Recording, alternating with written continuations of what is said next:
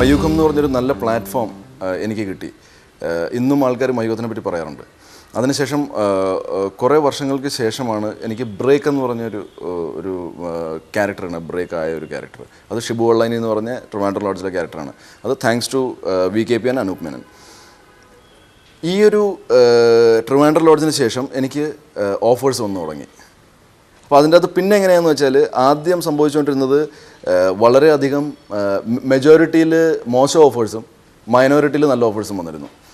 അപ്പോൾ ആദ്യം വരുന്ന ചിലപ്പം ഈ മെജോറിറ്റി മോശം ഓഫേഴ്സ് ആയിരിക്കും. അപ്പോൾ അതിൻ്റെ അത് തമ്മിൽ ഭേദം തൊമ്മൻ ഏതാണ് എന്ന് പറഞ്ഞുകൊണ്ട് നമ്മൾ സെലക്ട് ചെയ്യും. ഈ സെലക്ട് ചെയ്ത് വരുമ്പോഴാണ് നമുക്കൊരു ഡേറ്റ് ക്ലാഷ് ഉണ്ടാകുന്നത് നല്ലൊരു സിനിമയിൽ വിളിക്കുമ്പോൾ. അപ്പോൾ നമുക്ക് നല്ല സിനിമ ചെയ്യാൻ പറ്റില്ല. അപ്പോൾ അങ്ങനത്തെ ഒരു അവസ്ഥയായിരുന്നു. ഇന്നിപ്പം ദൈവാനുഗ്രഹം കൊണ്ട് അത് ചേഞ്ച് ആയി.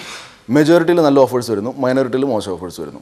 അപ്പോൾ ഈ നല്ല ഓഫേഴ്സ് മെജോറിറ്റിയിൽ വരുമ്പോഴത്തേക്കും എനിക്ക് എൻ്റെ ഫിസിക്കൽ അപ്പിയറൻസിൽ അല്ലെങ്കിൽ എനിക്ക് എന്ത് ചെയ്യാൻ പറ്റും, എൻ്റെ ആക്ടിങ് കേപ്പബിലിറ്റീസിൽ എന്ത് ചെയ്യാൻ പറ്റും, ഏതാണ് നല്ല കഥാപാത്രം ചൂസ് ചെയ്യാനുള്ളൊരു ഓപ്ഷൻ എനിക്കുണ്ട്. ആ ഒരു ഓപ്ഷനിൽ വന്ന സിനിമകളാണ് പിന്നെ ഞാൻ ചെയ്തത്. ഇപ്പോൾ റെഡ് വൈൻ ആയാലും, അല്ലെങ്കിൽ താങ്ക് യു എന്ന് പറഞ്ഞ പടമായാലും, നമ്മുടെ left right left, hotel California, ഇപ്പോൾ ഡോൾഫിൻ ബാർ ചെയ്തു, 1983 ചെയ്തു, വെടി വഴിപാട് ചെയ്തു.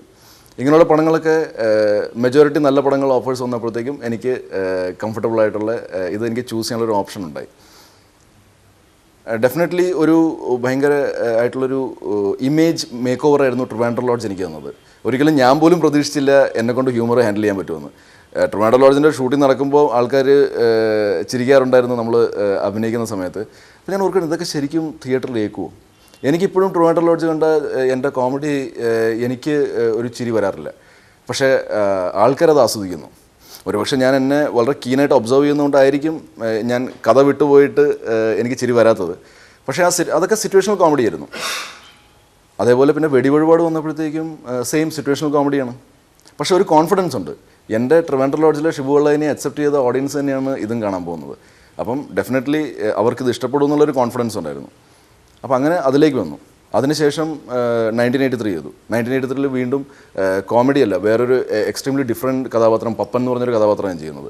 ഈ കഥാപാത്രം ഒരു ക്രിക്കറ്ററാണ്. അപ്പോൾ എനിക്കും അത്യാവശ്യം ക്രിക്കറ്റ് കളിക്കാൻ അറിയാം. അതുകൊണ്ട് തന്നെ ഒരു പ്ലസ് ആയിരുന്നു ആ ക്യാരക്ടർ പോർട്രേ ചെയ്യുമ്പോഴത്തേക്കും. ആ ക്രിക്കറ്റേഴ്സിൻ്റെ ഒരു ബോഡി ലാംഗ്വേജും ഒക്കെ അത് ഒരുപക്ഷെ നമുക്ക് അഡാപ്റ്റ് ചെയ്യാൻ പറ്റുമായിരിക്കും. പക്ഷേ കുറച്ചുകൂടെ ഈ അഡാപ്റ്റേഷൻ ചെയ്യുമ്പോഴത്തേക്കും നമ്മൾ അതിലും കൂടെ നമ്മുടെ കോൺസെൻട്രേഷൻ പോകും. ബാക്കി പല ആക്ടിവിറ്റീസ് നമ്മൾ വിട്ടുപോകും. പക്ഷേ ഇതിൻ്റെ അകത്തുള്ളൊരു ഗുണമെന്ന് വെച്ചാൽ ഞാൻ ക്രിക്കറ്റ് കളിച്ചിട്ടുള്ള കാരണം അത് കുറച്ചുകൂടെ വഴങ്ങി. ഇപ്പം നിവിൻ പോളിക്കും ഭയങ്കരമായിട്ട് ഗുണം ചെയ്തു, അദ്ദേഹത്തിന് ക്രിക്കറ്റ് അറിയാവുന്നതുകൊണ്ട്. സോ 1983 അഭിനയിക്കുന്ന സമയത്ത് ഇതാണ് ഒരു വളരെയധികം പ്ലസ് കിട്ടിയത്. ഞാനിപ്പോൾ ഒരു ക്രിക്കറ്ററായിട്ടാണ് അഭിനയിക്കുന്നത്. ക്രിക്കറ്റർ എന്ന് പറഞ്ഞാൽ ഗ്രാമത്തിലെ ഒരു ക്രിക്കറ്റർ, ഈ നമ്മൾ നേരത്തെ ഡിസ്കസ് ചെയ്ത പോലെ മടൽ വെട്ടി കളിക്കുന്ന ഒരു കക്ഷി. അപ്പോൾ 1983 നമ്മൾ വേൾഡ് കപ്പ് ജയിക്കുന്ന സമയത്ത് ഈ കഥാപാത്രത്തിന് അന്ന് 24 വയസ്സ്, എൻ്റെ കഥാപാത്രത്തിന്. ഇയാളാണ് കുറച്ചുകൂടെ പോപ്പുലർ ആക്കുന്നത് ഈ ക്രിക്കറ്റ് എന്ന് പറഞ്ഞ സാധനം ആ ഗ്രാമത്തിൽ. ക്രിക്കറ്റർ ആകണമെന്നായിരുന്നു എൻ്റെ ആഗ്രഹം. ഞാനൊരു ഭയങ്കര മികച്ച ഖിലാടിയൊന്നും ആയിരുന്നില്ല. ഞാൻ എല്ലാ കാര്യത്തിലും ഒരു എബോ ആവറേജ് ആയിരുന്നു. എനിക്ക് ഫുട്ബോൾ എബോ ആവറേജായിട്ട് കളിക്കാൻ പറ്റും, ബാഡ്മിൻ്റൺ എബോ ആവറേജായിട്ട് കളിക്കാൻ പറ്റും, എനിക്ക് ടേബിൾ ടെന്നീസ് എബോ ആവറേജായിട്ട് കളിക്കാൻ പറ്റും. പഠിത്തത്തിൽ ഞാൻ എബോ ആവറേജ് ആയിരുന്നു. അഭിനയത്തിനെപ്പറ്റി ഞാൻ ആലോചിച്ചിട്ട് പോലുമില്ല. ജീവിതത്തിൽ ഞാൻ സെയിൽസിലായിരുന്നുകൊണ്ട് ഒരുപാട് കസ്റ്റമേഴ്സിനെ കാണാൻ പോകുമ്പോഴത്തേക്ക് ഞാൻ അഭിനയിച്ചിട്ടുണ്ട്. എനിക്ക് എൻ്റെ ഒരു സ്വഭാവം എന്ന് വെച്ചാൽ എനിക്ക് കുട്ടികളെ ഭയങ്കര ഇഷ്ടമാണ്. പക്ഷേ ഒരു കുട്ടിയെ കാണുമ്പോഴത്തേക്കും മോനെ അല്ലെങ്കിൽ മോളെ എന്ന് വിളിച്ച് അങ്ങനത്തെ ഒരു സ്വഭാവമല്ല എൻ്റെ. എനിക്കിഷ്ടമാണ് അവരെ, ഞാൻ അവരുടെ കവളത്തൊക്കെ പിടിക്കും, ഞാൻ അവരെ തലോടും അതൊക്കെ. പക്ഷേ ചിലപ്പോൾ നമ്മൾ കസ്റ്റമേഴ്സിൻ്റെ വീട്ടിൽ പോകും. അപ്പോൾ അവരെ ഇമ്പ്രസ് ചെയ്യാൻ വേണ്ടിയിട്ട് നമ്മൾ അവരുടെ കുട്ടികളെ നമ്മൾ ഇതൊക്കെ കാണിക്കും. അവർ ചിലപ്പോൾ അവർക്കും ചിലപ്പോൾ മനസ്സിലാവുന്നതായിരിക്കും നമ്മളിത് കാണിക്കുന്നതാണ്. പക്ഷെ അങ്ങനെ അഭിനയിച്ചിട്ടുണ്ട്, അല്ലാണ്ട് അഭിനയമായിട്ട് എനിക്ക് യാതൊരു വിധ ബന്ധവുമില്ല. അപ്പോൾ അങ്ങനെ അച്ഛൻ്റെ ഒക്കെ ഞാൻ എൻജിനീയറിങ്ങിന് പഠിക്കുന്ന സമയത്ത് ഞാൻ പറഞ്ഞു, അച്ഛൻ ഞാനൊന്ന് ക്രിക്കറ്റിൻ്റെ ട്രെയിനിങ്ങിന് പോയാലോ, കോച്ചിങ്ങിന് പോകാം. അപ്പോൾ അച്ഛൻ പറഞ്ഞു നീ ഒരു കാര്യം ചെയ്യുക. അപ്പോൾ ഈ ക്രിക്കറ്റ് കളി കാരണം വലിയ പ്രശ്നത്തിരിക്കുകയാണ് വീട്ടിൽ. ഞാൻ എൻ്റെ ബോർഡ് എക്സാമിൻ്റെ തലേദിവസം വരെ ഞാൻ ക്രിക്കറ്റ് കളിക്കാൻ വേണ്ടി ബസ് കയറി ഒരു 10-15 കിലോമീറ്റർ ദൂരെ പ്ലാസ്റ്റിക് ബോൾ ടൂർണമെൻ്റ് ഉണ്ടായിരുന്നു, അവിടെ പോയി കളിച്ചിട്ട് വന്ന ആളാണ് ഞാൻ. അപ്പോൾ അതൊക്കെ വീട്ടിൽ ഭയങ്കര വിഷയമാണ്. പക്ഷേ കറക്റ്റ് സമയത്തൊക്കെ ഞാൻ നല്ലപോലെ പഠിച്ചിട്ടുണ്ട്. 10ാം class, 12ാം class, engineering final year, ഈ 3 വർഷമാണ് ഞാൻ ജീവിതത്തിൽ നല്ലപോലെ പഠിച്ചിരിക്കുന്നത്. ആ 3 വർഷം മാത്രം മതി, ബാക്കിയുള്ള സമയത്ത് ഉഴപ്പിയാലും ജസ്റ്റ് പാസ്സായാൽ മതിയല്ലോ. അപ്പോൾ അങ്ങനെ അച്ഛൻ പറഞ്ഞു നീ എഞ്ചിനീയറിംഗ് ആദ്യം കംപ്ലീറ്റ് ചെയ്യുക, എന്നിട്ട് നമുക്ക് നോക്കാം എന്താ ചെയ്യേണ്ടതെന്ന്. അപ്പോൾ ഞാൻ പറഞ്ഞു എൻ്റെ പ്രായം ഇപ്പോൾ കൂടിക്കൊണ്ടിരിക്കുകയാണ്. അപ്പോൾ അച്ഛൻ ഗവൺമെൻറ് ഉദ്യോഗസ്ഥനാണ്. അപ്പോൾ അച്ഛൻ്റെ വിചാരം മകൻ ക്രിക്കറ്റർ അതൊന്നും അല്ല അച്ഛൻ്റെ, ബിസിനസ്സൊന്നും അച്ഛനും ആലോചിച്ചിട്ടില്ല. 9:30 ഓഫീസിൽ പോവും, വൈകുന്നേരം 6 മണിയാകുമ്പോൾ വീട്ടിൽ വരും. മാസം 30-ാം തീയതി അല്ലെങ്കിൽ 30-ാം തീയതി ശമ്പളം കിട്ടും. ഇതാണ് അച്ഛൻ്റെ ഒരു കൺസെപ്റ്റ്. ഞാനും അങ്ങനെ ചെയ്യണമെന്നുള്ളതായിരുന്നു. പിന്നെ എൻജിനീയറിംഗ് കംപ്ലീറ്റ് ചെയ്തു. പിന്നെ കോച്ചിങ്ങിനൊന്നും പോകാനുള്ള ഉടനെ തന്നെ എനിക്ക് ICICI ബാങ്കിൽ ജോലി കിട്ടി. പിന്നെ അതിൻ്റെ പുറകെയായി. സിനിമ കാണാൻ ഭയങ്കര ഇഷ്ടമായിരുന്നു. ഞാൻ ഒരു കാലത്തൊക്കെ ഞാൻ ആലോചിച്ചിട്ടുണ്ട്. ഞാൻ കൊച്ചായിരുന്നപ്പോൾ ഞാൻ മഹാരാഷ്ട്രയിലാണ് വളർന്നത്. അപ്പം മിഥുൻ ചക്രവർത്തി, ഗോവിന്ദ ഇവരുടെയൊക്കെ ഭയങ്കര ഫാനായിരുന്നു. അപ്പോൾ ഞാൻ ഓർക്കുമായിരുന്നു ഞാൻ വലുതാകുമ്പോഴേ എനിക്ക് VCR മേടിക്കാൻ പറ്റുള്ളൂ. അന്ന് VCR ആണല്ലോ.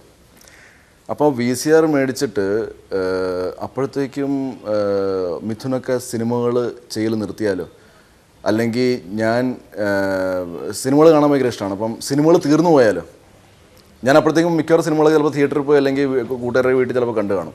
തീർന്നു പോയാലോ, അപ്പോൾ ഞാൻ VCR മേടിച്ചിട്ട് ഞാൻ ഏത് സിനിമ കാണും, അങ്ങനെയൊക്കെ ആലോചിച്ചിട്ടുണ്ട്. അപ്പോൾ അങ്ങനെ ഭയങ്കര ഇഷ്ടമായിരുന്നു. പക്ഷേ ഞാൻ യാദൃശ്യമായിട്ട് സിനിമയിൽ വന്ന ഒരാളാണ്.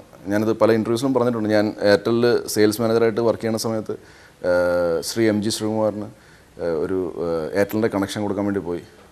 അദ്ദേഹമാണ് ഇങ്ങനെ ഹീറോയെ ഹരിൻ സാർ നോക്കുന്നുണ്ട്. അപ്പം അവർക്കൊരു കൺവെൻഷണൽ ഹീറോ ലുക്കുള്ള ഒരാളെയല്ല വേണ്ടത്. അവർക്ക് ഹീറോ ലുക്കും വേണം, ഒരു ചെറിയ വില്ലൻ ലുക്കും വേണം, അതിനൊരു കളർന്ന ഒരു രൂപമാണ് വേണ്ടതെന്ന് പറഞ്ഞിട്ട് എന്നെ ഇൻട്രൊഡ്യൂസ് ചെയ്തു. അങ്ങനെയാണ് ഞാൻ സെലക്ട് ആവുന്നത്. ഞാൻ ഫസ്റ്റ് പടം ചെയ്തതിന് ശേഷവും ഈ പറഞ്ഞ പോലെ എനിക്ക് സിനിമയിൽ കണ്ടിന്യൂ ചെയ്യാൻ അതിനെപ്പറ്റി ഞാൻ ആലോചിച്ചിട്ടില്ല. ഞാൻ എന്തായാലും എയർടെല്ലിൽ ജോലി ചെയ്യുകയാണ്. ഞാൻ പിന്നെ 1 വർഷം കൂടെ എയർടെല്ലിൽ ജോലി ചെയ്തു. അതിനുശേഷം ഞാൻ BPL മൊബൈലിൽ ഞാൻ ജോലി ചെയ്യുന്നു. അതിനിടയിൽ ഒരു 3 ദിവസം ലീവ് കിട്ടിയ സമയത്താണ് ലയൺ എന്ന് പറഞ്ഞ പടം ചെയ്യുന്നത്. പിന്നെ ഫ്യൂച്ചറിലൊരു പടത്തിന് ഞാൻ അഭിനയിക്കാൻ വേണ്ടി പോയി. അവിടെ കുറച്ച് മോശമായിട്ടുള്ള എക്സ്പീരിയൻസസ് ഉണ്ടായി. ഈ എക്സ്പീരിയൻസസ് ഒരു ഭയങ്കരമായിട്ട് എനിക്ക് പ്രചോദനം നൽകി. ഇല്ല, നീ സിനിമയിൽ കണ്ടിന്യൂ ചെയ്യണം, നീ സിനിമയിലൊരു പേരെടുക്കണം. ഈ പ്രചോദനം കാരണം ഞാൻ BPL നിന്ന് ഞാൻ റിസൈൻ ചെയ്തു. ഇനിയിപ്പോൾ നമുക്ക് സിനിമ കണ്ടിന്യൂ ചെയ്യാം. പക്ഷേ ആ സമയത്ത് പിന്നെ എനിക്ക് ഓഫേഴ്സ് വരുന്നില്ല. എന്നാലും 1.5 വർഷം കഴിഞ്ഞു മയുഗം കഴിഞ്ഞിട്ട്. ഞാൻ വന്ന ഓഫേഴ്സൊക്കെ ആ സമയത്ത് ഞാൻ റിജക്റ്റ് ചെയ്തായിരുന്നു. എനിക്ക് ലീവ് കിട്ടുന്നില്ലായിരുന്നു, അതായിരുന്നു പ്രശ്നം.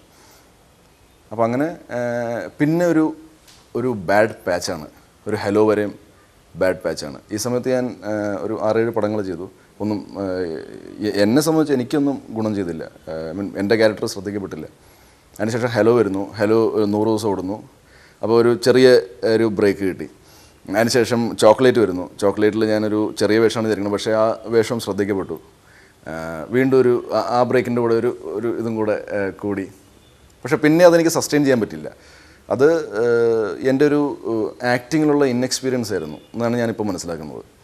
പിന്നെ 1.5 വർഷം. അപ്പോൾ ഞാൻ ഈ സമയത്ത് ഞാൻ ഓർക്കുന്നുണ്ടായിരുന്നു, ഞാൻ ഈ മോശം എക്സ്പീരിയൻസ് പറഞ്ഞുകൊണ്ട് വാശിപ്പുറത്ത് ഞാൻ ഇങ്ങനത്തെ ഒരു ഡിസിഷനും എടുത്തു. പക്ഷേ ഞാൻ വീട്ടുകാരൊക്കെ ആയിട്ട് ആലോചിച്ചിട്ടാണ് ഞാൻ ഈ ഡിസിഷൻ എടുത്തത്.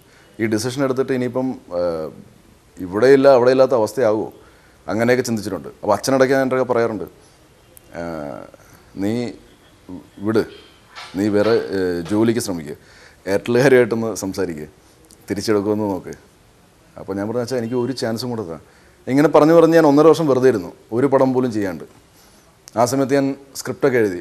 എനിക്ക് തോന്നുന്നത് ഈ സ്ക്രിപ്റ്റ് എഴുതിക്കൊണ്ടായിരിക്കും അതെൻ്റെ വൈഫാണ് ചൂണ്ടിക്കാണിച്ചത്. ഞാൻ പല കഥാപാത്രങ്ങളുടെ ഡയലോഗ്സൊക്കെ എഴുതുമ്പോഴത്തേക്കും അവരുടെ മൂഡ്സ് എഴുതുമ്പോഴത്തേക്കും ഒരുപാട് ഞാൻ ചിന്തിച്ച് കാണുമായിരിക്കും. അപ്പം ചെറുതായിട്ട് എൻ്റെ ആക്ടിങ് ഒന്ന് പോളിഷായി. എനിക്കൊരു കുറച്ചുകൂടെ ഒരു ടൈമിംഗ് ഒക്കെ കിട്ടാൻ തുടങ്ങി. അങ്ങനെ ഒരു 1.5 വർഷം കഴിഞ്ഞപ്പോഴാണ് ട്രിവാൻഡ്രം ലോഡ്സ് എന്ന് പറഞ്ഞ പടത്തിൽ VKP വിളിക്കുന്നത്. VKP പറഞ്ഞു ഇങ്ങനത്തെ ഒരു കഥാപാത്രമാണ്, ഹ്യൂമറാണ്.